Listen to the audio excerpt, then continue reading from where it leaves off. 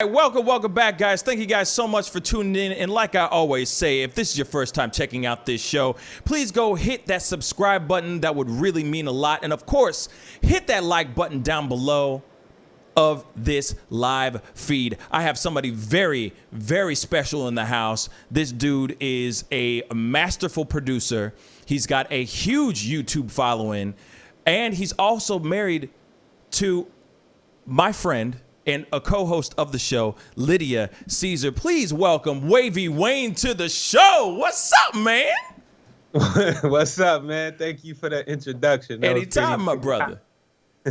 Anytime. So tell me, man, I got to ask you, I mean, there's a lot to talk to you about, all right? So let's start off in the very beginning of everything. You started your page. Why did you start a YouTube channel? What inspired you to start your own YouTube channel? Man, all right. So I don't know if a lot of people know this or not, but I taught at a Extreme Institute. It was the college, E.I. Bonelli, as a college for production and recording. Mm-hmm. So when I moved back from New York, I started teaching recording and production classes there. And basically, I don't like for my students to keep asking me the same thing over and over, especially if they come in late or they just absent or something. So I just decided to, instead of me doing the same lectures over and over and reiterating stuff to people who ain't there, I would just put the content in a video format and then put it on YouTube. And whenever my students were absent, I would just send them the link. So that's really how I got started. And I would just keep making the same content that I was teaching in the school, putting it on YouTube. And it just flowed like that. That's what's up, man. That's what's up. And that's how it all started. So when did you start seeing that the channel was actually starting to pay off? Like, when was the moment where you're like, you know what? Yeah, I'm gonna do this more often. I'm gonna actually make this thing a weekly thing. Man, I guess when people would just tell me that they getting a lot out of it, you know, like when I started it, I was still at the school, so I would be able to interact with the students and stuff. And students that wasn't in my class, like, yo, I saw this video that you did on YouTube. I liked it. Thank you for putting that up. And people outside of even the school would be commenting and liking it. And that was just dope. And I would say, like right when I realized that it was actually making a wider impact than what I initially started, then I wanted to go harder with doing the videos. That's what's up. So how long have you been doing your YouTube channel? About 2 years. Yeah. Oh, okay. So about 2 years from the first video. Wow. And right now we up to like maybe 75,000 subscribers.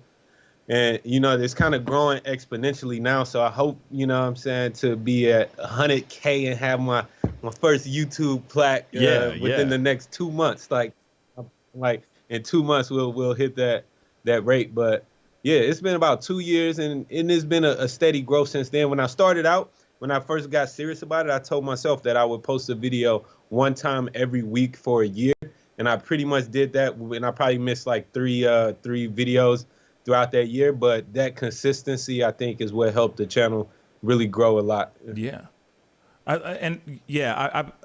that's the thing. I've always been curious about how one balances. Like, for example, you're a producer. You make a lot of music for clients, the whole nine.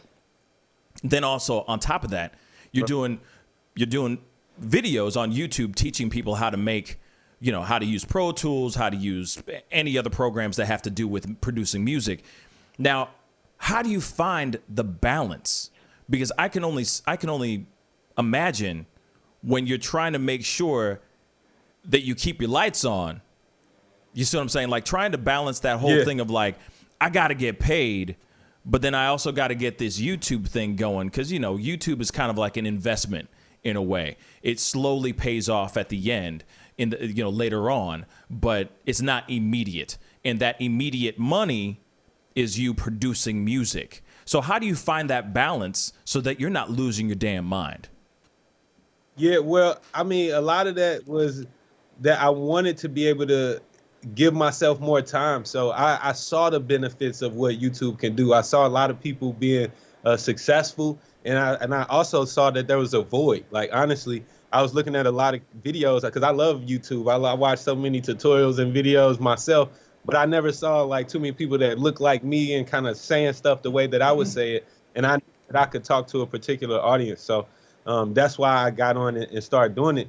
Now, as far as kind of giving up the time, I just like I said, I seen the value in it. So it was worth it for me to schedule particular time out to work on YouTube. And the same way I schedule a recording session or a mixing session, I would have to put the YouTube stuff in the schedule because I knew it would pay off eventually. And now, like by doing that, I feel like, you know, and not even that I feel like, honestly, the YouTube stuff pays off more than stuff that I do with local clients. Like, so I find myself often putting the YouTube before anything else. Like, it's like, you know what? Now it's kind of flipped. Like, yeah, I went from producer. Now I'm like YouTuber first, then a producer, engineer. But you know, it's still a balance because I got to keep my iron. So I got to always still be in the studio. Like I'm working on mixes every single day still. Yeah. So that's still the main thing that I do. I'm mixing people's records. I have a mix every day, but at the same time, I might shoot videos. I choose like one day a week to actually do my videos. So I do it one day a week, and I'll record maybe 2 or 3 videos that I'll put out for that week. And that way it's not taking up a lot of time. So that one day a week to actually do the shooting, and then the rest of the time I'm doing edits and stuff like that. Yeah. And just working in the studio like regular. Right. And I understand that. I mean, you know, how much time does it take you to actually edit, say, just one video? Right. Hold on 1 second. Oh, okay. Okay. Yep. Sorry about that, man. You know what I'm saying? I had a FedEx delivery crew. Oh, no worries, man. Right. No worries. Yeah, I mean, man, shoot. Hey, that's how live this show is right now. You know what I'm saying? That's how live this show is. Go ahead. I don't even know how he got up here. Somebody is in the building. That's hilarious, man. But anyway, so I was going to ask you, how long does it take you to make a video? How long does it take you to actually cut and edit a video? Man, it could vary. Some videos could take, like, as far as recording it, it might just take me 20 minutes to an hour, depending on the content and how many times I mess up. Yeah. Because I still, whenever I turn the camera on, even though it's just me, I feel like I get stupid when the camera on sometimes. So maybe like an hour to actually record the content. And if I'm doing multiple videos, literally about 2 hours tops between setting up everything and getting it all recorded. Right. And then editing is obviously the longest part. So editing one video could take from an hour to up to 4 hours, depending on the content again. So but yeah, it definitely takes some time. It's a time investment for sure. That's what's up. That's what's up. Yeah. Okay. So then, but now I've gone from producing video to. Are we connected still? Oh, Can yeah, you hear we're good. Me all right? We're good. We're good. So you were saying?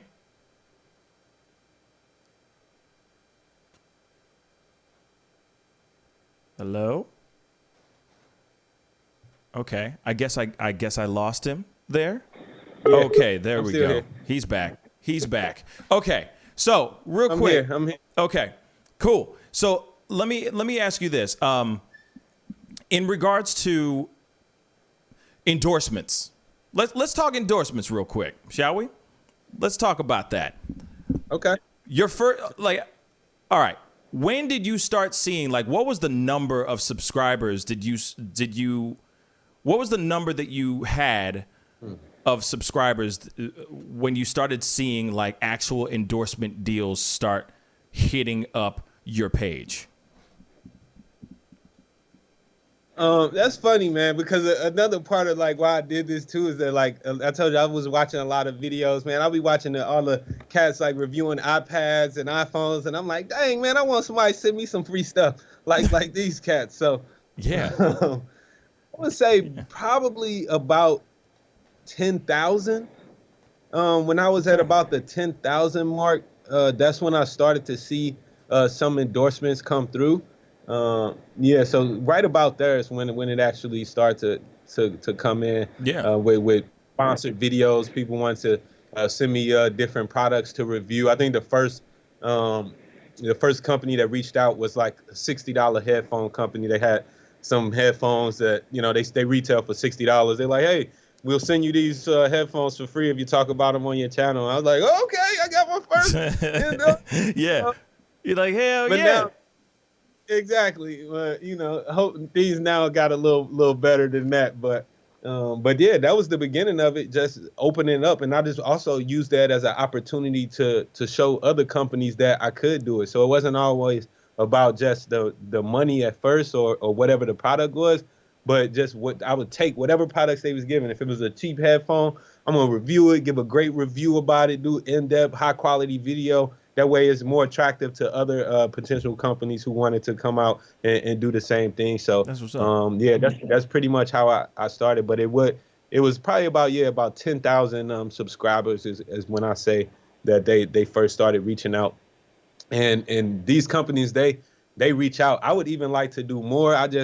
Like I said, I'm so busy already with doing the content and still maintaining the studio work that I don't even reach out to any companies. But luckily and gracefully, I have been blessed that they stay in my inbox. So I end up turning more people down than me having to reach out.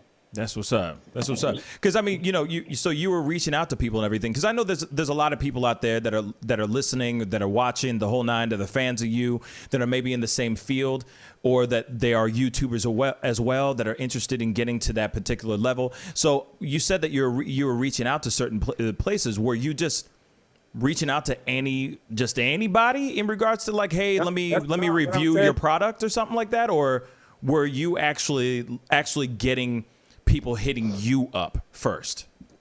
Yeah, what I'm saying is that I never reached out to anybody. Still, I've never reached out to any companies. Okay. They've always reached out, found me based on the content that I put out. And when I started off doing the reviews, like I started reviewing stuff that I like, stuff that I was already buying. Like I think that's something that people got to do. Like if you want to be a reviewer, product reviewer, you're not going to just get free stuff right out the gate. You got to go and spend your own money on stuff. And a lot of times, if it is a product, still at this level, companies don't want to just give you free stuff because they know that you're going to buy it anyway. So, you know what I mean? Facts. So I'll buy most of the stuff that I even talk about. But, every now and then you'll get a free product and that you could talk about. But for the most part, I would say review stuff that you already know and that you already use, because that's what people are there for. To get your opinion. So like I talk about stuff that I've been using for years and that I know I can give a good in-depth report on it, Yeah. No, that makes sense. What's something that you would say is the hardest thing about being a YouTuber? I was honestly, the hardest thing is not even coming with YouTube, but it's just everything else that comes with it, because I really want to like interact with so many people and talk to all of everybody that hits me up and reply to every DM and every email and every message. But like as the channel grows and stuff, the reach out is so heavy.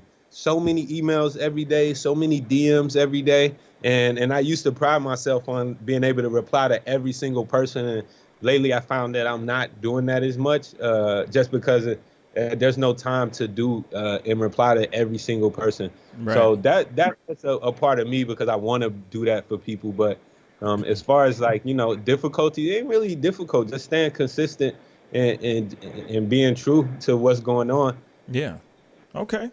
As simple as that, right? It's just that simple. Yeah, it is, man. Like no matter what your field is, like just you don't gotta be the expert. Luckily I'm coming from like an expert point of view when I'm giving my tutorials, but there's so many different ways that you could do this, man. There's so many different ways that you can get in on YouTube. You don't have to be an expert in anything, but whatever it is, you just gotta give people the real you. That's what they want to see. Like, so my tutorials are different than everybody else's tutorials because I bring me to it. So even if it's the same topic that somebody else is talking about, they're not gonna say it the way I'm gonna say it, and that's pretty much it. And that's even why I give away all this game, and I tell people that too. I think a lot of people are even scared to tell people what they know. I'm not scared to tell nobody anything that I know. I would literally tell you everything I know about recording and mixing, because at the end of it all, you're still not gonna do it like I do it. Not in a cocky way. Like you're gonna do it how you're gonna do it. I'm gonna do it how I'm gonna do it. You hear stuff the way you hear stuff.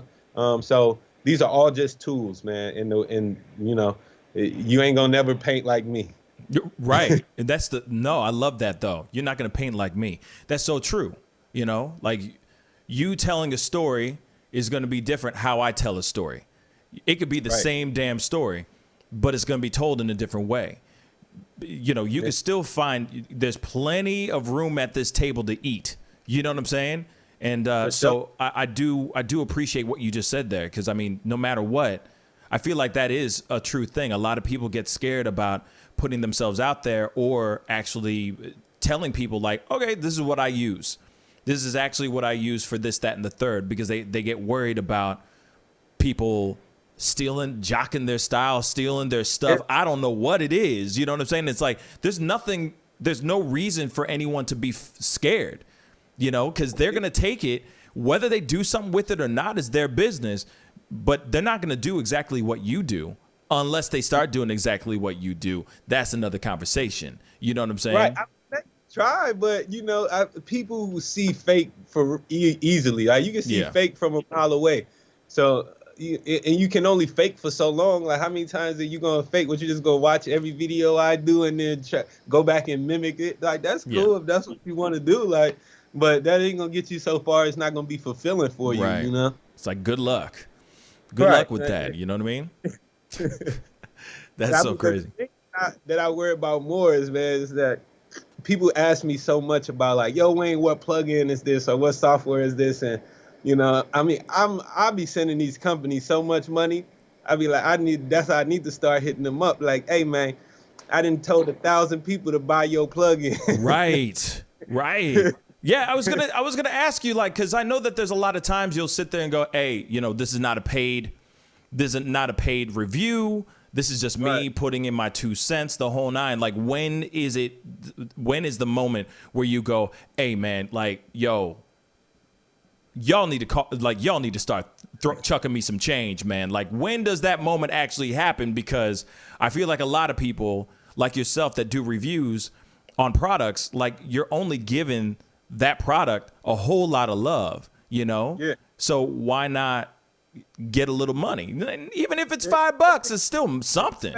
Yeah, I'm basically marketing for a lot of companies, you know what I mean? When I'm talking about their products and talking about Pro Tools, like, hey, here's how Pro Tools is the best dog because of this. And now anybody who watches the video and believe in what I'm saying, they're gonna get Pro Tools.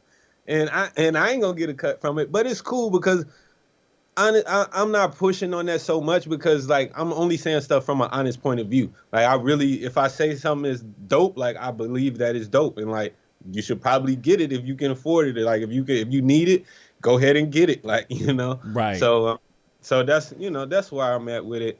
I feel like everything will come as it does, you know, in due time. If a company sees what I'm doing, and they feel like they want to attach themselves to what I got going on, then that's cool. If not, that's cool. I'm gonna keep doing what I do anyway. Like I don't want to be constricted to any necessarily company anyway, to where I can't be 100% honest with my community. Yeah. You know, like one example is I did a video talking about my excitement for a new dog called Luna by a company, Universal Audio. Yeah. And I had a video. You know, I got a firsthand look before it came out at NAMM, and I was excited. And I made a video talking about all of the good features that they were gonna bring. But then when it came out, I was let down and I was missing a few key components. And I also made a video talking about the dark side of this Luna. So, and we talked about that whole thing. So, I you know, if you get too far into being a paid spokesperson, you can't keep it real. Right. And then you start losing points for that. So I'd rather have my audience support me and I be 100% authentic and accountable to them. That's what's up. So, of course, we got to talk about a few things. Like, number one, congratulations on the baby, the upcoming baby. You know what I mean? I'm very excited about that. Have you guys decided a name? Yes, we did. Are you But guys saying that's that, or are you guys keeping that quiet? nah, the name is completely quiet. Nobody Okay. knows it's me and Lydia. Uh, but yeah, we definitely decided the name, and we excited, man. So I can't wait to hold her and have a little baby. I'm bringing her to the studio every day. Yeah, exactly. Put her in every single YouTube video you got. You know what I'm saying? Right, exactly. I'm gonna get some sympathy likes. Hey Yeah, y'all, yeah. like this. Some clickbait, man. Just put the baby up next to a box of Pro Tools. You know what I'm saying? Well, can I ask you, because, I've never heard how you guys met. So how did you guys meet? How did you and Lydia Caesar meet, man? Man, so that's a funny story. Actually, I was leaving the studio one day, and I had a friend who knew of Lydia, my friend Kid Nice, and he told me about a concert. So we basically was going out to a bar to see a singer Yeah. perform, a live performance, live music. You know what I mean? Something that studio cats do. We go out after we leave the studio, we go see live shows. So Lydia happened to be the performer that night. She was on that stage looking scrumdiddlyumptious. And so, we both were actually in relationships at that time, so we didn't, nothing really happened. We met, after the show, just talk, shake hands and stuff. And we ended up finding each other on Facebook and just stayed friends there. Yeah. And I guess a few months later, she slid in my DMs like, what's up? Uh, and I was like, what's up? So we got to talking and we ended up going on a date from there. And pretty much that was almost 10 years ago come Wow. June. Yeah, we've been together pretty much every day since our first date. She didn't want to leave me. I love it, though. Oh, man, that's beautiful, man. Like, real talk. First off, congratulations, because she is one of a kind. She is amazing. We love her on the show. A lot of people who listen to the show love her to death. So the fact that, and of course, you're dope as hell as well. So, I mean, both of you guys together as a unit is an amazing thing. Like I said in the before, like in the beginning of the show, I was like, these guys are seriously like a power couple, and you guys need to be on the watch for these two, because these two are about to do something huge. And so, so yeah, man, huge congratulations on the baby. Of course, good job on Lydia Caesar. Let me just say, good job. Man, She's amazing. I hit the Lydia Lotto, Yeah. Yeah. You're like, yeah, baby. Make it rain. Oh, you like me? You like me? I had to make sure I was fair. Yeah. Like, okay, cool. You're I'm like, gonna make sure I do the right thing this time. I love it, man. So congratulations on that. Congratulations on the baby coming up. The baby's coming soon, right? And Baby will be here dropping sometime in June. You Woo! know what I mean? Like first week in June is what we looking like, first, second week. So yeah. You and Lydia's mixtape is coming out in June, dropping in June. I love that. 15th, the hottest album released ever. Be on the lookout. By Lydia Caesar and Wavy Wayne. Yeah, man. I love it, man. Congratulations on all that. And like I said, I'm so hyped and so excited for y'all. It's gonna be that's the most beautiful collaboration ever. So yeah, I'm excited for you guys. Real talk. Hey, anytime. I can't wait either. I can't wait to see the little baby face. Yeah, me too. I can't wait to see it too. You know what I'm saying? Yeah, I love kids. I love kids. I'm like the biggest kid in my house. All I do is as soon as I go home, I'm playing Fortnite and I'm being the biggest kid, riding my bike around and all of that. So the kids love me and I love the kids. Yeah, man. That's dope, man. That's dope. So that makes you perfect to be the greatest father of all time. So I'm excited for you, man. Okay. Y'all take note out there. Yeah, man. Oh, man. That's me, the greatest father of all time. Now you need a T-shirt that says that now, or a coffee mug that says it. You know what I'm saying? Bye. Man. I'm just saying, I'm not affiliated with this water company, but hey, if they see this and they, I drink water all the time, how does it look? Bang. Now you gotta turn the logo a little bit towards the camera a little bit. Bam. There you go. Endorsement. You know what I'm saying? Thank you. I needed that, though. I needed that for the show. So thank you. Body water, let me know. Just holler at your boy. You know what I mean? Info at thepascalshow.com. Anyway, shoot, huge congratulations on your YouTube channel. Of course, you're still making beats, you're still doing your thing, you're still producing really great music. And real quick, I know that did you produce the track that Lydia's song was, the song that was on the Real Housewives of Atlanta? Well, did you have your fingers on that one?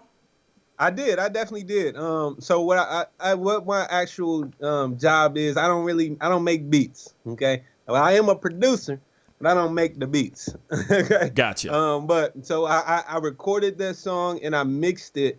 So I recorded and mixed it.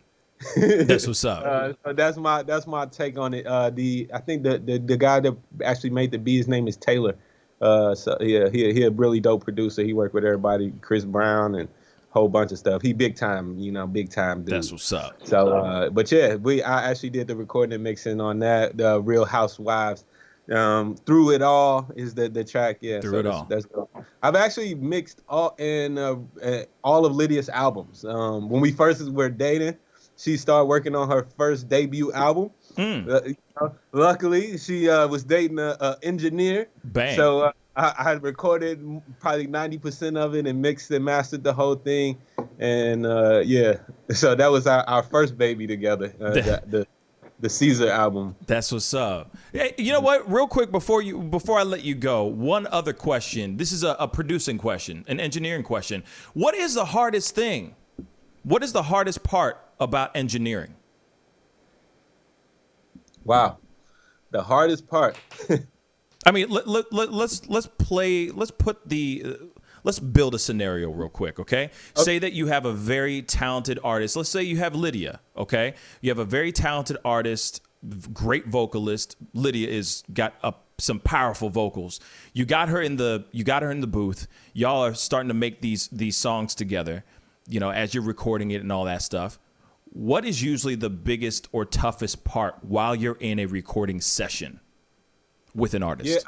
Yeah. Typically, at this point, honestly, things go pretty smoothly. But I would say, in my experience, the hardest part is when you are working with a very demanding artist or producer. There are definitely people who know exactly what they want. The top level cat, everybody, they know exactly what they want, and they know it always the nicest about it. And especially as you are new and starting out, it can be very nerve-wracking, because if you sit in a room with a famous singer or a famous producer, your nerves are going through the roof. You don't want to mess anything up. You got, Beyonce in there singing.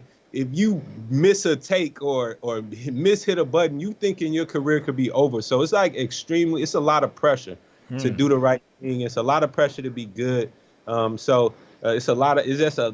probably the hardest part, is just having so much pressure on you, because everybody's in the room is expecting you as the engineer to produce the results. No matter what the singer does, the singer could mess up. They're going to be looking at me to fix it. Like, the beat could be trash. They're going to be looking at me to fix it. So everything that comes out of these speakers is my responsibility. So that pressure is probably the hardest part. That's what's up. So when you say, like, when a beat is trash and they expect you to fix it, please, do you mind elaborating a little bit on that? Like, how are you, of all people, supposed to fix a trashy beat? Well, if the beat is trash, meaning basically that, I would say it's a problem with the composition. Maybe the composer, the beat maker, they added stuff that shouldn't be in there, or they have taken and left out something that should be there. Right. So it's up to me to kind of mold and design the sound. Maybe the levels are out of whack, or there's no effects. It's sounding dry, or, stuff like that. But, most of the time, I get mixes now. I'm getting mixes from people from all over the world. They send it to me, and a lot of the clients are recording in their bedrooms or stuff like that. So that's another thing that I got a hurdle to jump over, is the varying qualities. Is that often when I first get a track, I'm not doing so much mixing, but I'm really doing a lot of fixing. right? So I got to end up fixing so many of the errors that they've done before I can even get to the creative process. Yeah. So that's another hurdle too. So yeah, I just, there's a lot that can be done as far as controlling dynamics, rearranging the composition, doing some dropouts and stuff, and just getting creative with the musical content. As far as singing, obviously, you can go as far as changing the complete pitch, changing the pitch of every single note manually. They got auto, all Melodyne, Melodyne, all of these different tools that you use. But yeah, I mean, and with the production, sometimes if the kick is whack and ain't working, I had to go in and change out every single individual kick drum or swap out every individual snare with another sample that I have. Okay. So stuff like that, resynthesizing different instruments that might be used if they were recorded poorly, or that if you used the guitar that was out of tune, trying to find a way to fix that in the mix. Yeah. Wow. Okay. So I didn't know it was that intricate. You know what I'm saying? I didn't know it was that involved. I thought, I mean, no disrespect. I mean, I just thought it was more of a, you go in, you're making sure that everything's sounding right, that kind of thing. But if the beat is off or the beat is trash, that's on that's on that beat maker that made that track. Like, go get it to him so he can fix that ish and bring it back. You know what I'm saying? So that's what's up. I didn't know it was so involved like that. Yeah, but that's really good to know. It's a lot of layers to it. And honestly, I feel like mixing engineers, recording engineers are really the unsung heroes of a lot of music nowadays, especially this electronic music that calls for all of these different effects and stuff that we hear. Is like the artists can't produce that stuff on their own, right? But you don't never see the engineer's name. I feel a lot of these records need to say featuring whoever the engineer is, because they added that sauce on there that made people listen to it. So if we strip it down, if I strip down your favorite artist down to their raw vocals, unless they're a phenomenal singer like Lydia or somebody, right? No big deal. Strip down one of these, little somebody's records, right? They're gonna end up embarrassed. right, and they're gonna sound all over the place. But that's good to know, man. First off, I really appreciate you coming in and telling me this, because that's some stuff I've always wanted to know. I mean, and also on top of that, I've been watching I've recently subscribed to your channel, actually since the start of quarantine. Because I'm starting to learn Pro Tools for myself. Because I'm a vocalist too. No big deal. Yeah. But I hear that you got some pipes. What? Say again? What did you say? I heard that you got some pipes on you. Oh, yeah. Rumor has it. But so I've been doing some, just having some fun, learning some things. But I've been watching your videos. Specifically watching your videos to learn how to use Pro Tools, because I used to go to a studio all the time, but now because of, Rona, we can't really do a whole lot right now. We can't really go into studios and stuff. So I'm like, all right, well, maybe it's time for me to start learning this ish, cut out the middleman, and start learning how to do this properly. And, so that's what I'm in the middle of doing right now, is just trying to learn how to do it. And I've been watching your videos like crazy. So hey, anytime, man. Thank you for putting out all that content. Like, literally, all I got to do is type in like such and such question, and I put wayne.wav, and there it is. And I'm like, damn, you just answered my question. I don't even need to Google nothing. I just look it up on you. That's it. Yeah, man. It's I mean, dope. when the whole Rona hit, I knew that stuff was gonna be different, So I immediately, before the even lockdown hit, I had video series coming up, talking about how to build your quarantine studio, how to make a home studio, and a makeshift booth and all of that, because you got to stay ahead. Like, even that's part of a big reason why I got into teaching at all, is because I saw the trend changing. I saw how people were leaving even the larger studios. I'm working in New York City. Some of the biggest studios that cut some of the biggest records in the world were closing down because people were just finding ways to record at home and record in smaller studios. So my whole thing is, I'm going with the wave. I'm gonna ride the wave. I ain't gonna try to fight that thing. So once people start going to their home studios, I'm like, hey, I start teaching classes in New York on how to record in your home studio, and it wasn't on YouTube yet. But it was just me getting together in a studio with like 10 students and teaching them what I know so that they can take this back and apply it on their home systems. And then that just evolved into teaching at the college and then teaching on YouTube. So and so everything, like with everything, if you want to be successful, you got to definitely kind of notice where the trends are going and be able to adapt to that and provide people what they need. Exactly. That's so true. I couldn't agree more. You know what I'm saying? Like I'm in my office, kind of it's thing. Looking good. Thank you, man. The lighting going on back there. You know what I'm saying? I gotta do something. Got your old microphone, you know. I had to do something, you know what I'm saying? But at the same time, I had to go with the time. I had to change it up. And, obviously I wasn't going to be able to be in a station, in a studio doing what I do. I had to create my own studio. So it's turned into a blessing. I've been able to do stuff like this with you, like, for example, Skyping in with you, Skyping people in Italy, Toronto, France, California, New York, Detroit. I mean, wherever they are, I can do that now. So it's been a blessing at the end of it all too. You know what I mean? But how's your homework been going, man? I know I used to see you over at the gym. We used to be up in there at 5 a.m. Man, just putting in work, man. So I've been doing a lot of home workouts. But lately I've been losing the motivation because it's hard to when you want to make personal gains or you want to do personal records and you want to hit your PR and you want to get your 1 rep max and all that stuff. You can't really do that when you only got 30-pound dumbbells. You know what I'm saying? So sometimes it's hard to stay motivated. You hitting on 200 joints, right? You're like, man, I'm done.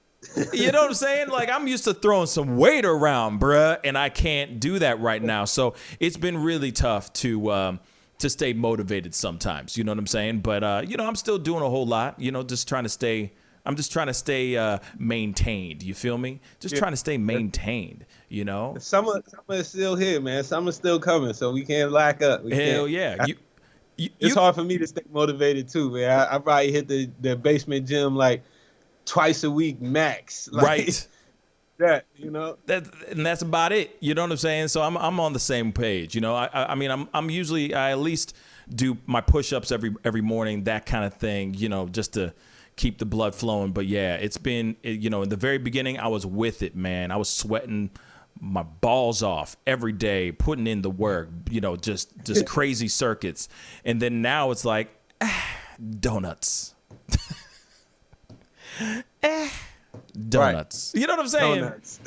But I did the push-ups. I still deserve this donut, though. I do deserve this donut. Yeah, I deserve this donut. You know what I'm saying? That's what's been going on. But like I said, I'm looking forward to when the gyms actually kind of open up, sort of, here in the near future. And we'll, I'll be back into it. You know what I mean? 5 a.m. just putting in the work. You know what I'm saying? That's it, man. Man, do it. Wayne, thank you so much for coming on to the show. Please let everybody know where they can go and follow you real quick. You can find me on YouTube and Instagram at wayne.wav. That's wayne.wav. No E on the end. Wayne.wav, like the audio file, because I'm an audio file. If you get that, then you should probably follow me. And if not, then follow me anyway so I can teach you about this whole lifestyle. Facts. I love that, man. Thank you so much for being on the show, man. It really, really means a lot, bruh. We got to go into a quick commercial break. Be sure to check out Wavy Wayne. That's his YouTube channel's wayne.wav. YouTube.com/wayne.wav. So check it out. WAV, not like the wave. All right. The audio file. Anyway, we got to go to a quick commercial break. We'll be right back. This is The Pascal Show. Bye. Pascal. You are now rocking with that dude Pascal. We be going wild.